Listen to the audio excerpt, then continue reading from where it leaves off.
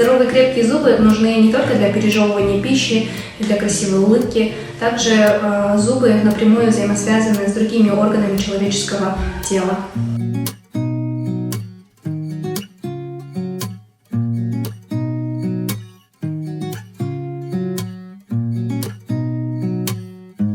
Например, при отсутствии зубов идет неэффективное пережевывание пищи, что затем приводит к различным осложнениям, воспалительным заболеваниям желудочно-кишечного тракта. Также при нелеченном кариесе и его осложнениях бактерии, которые имеются в полости рта, вместе со слюной, пищей, они поступают в желудок и могут раздражать слизистую оболочку желудка, вызывая такие заболевания, как гастрит, язва желудка.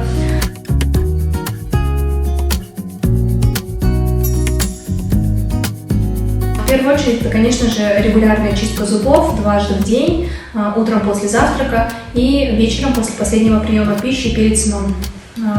В основном рекомендуется к использованию щетка средней жесткости, которую необходимо менять раз в 3 месяца, либо чаще при необходимости. Также очень важно использовать зубную нить, флоссы для прочищения межзубных промежутков.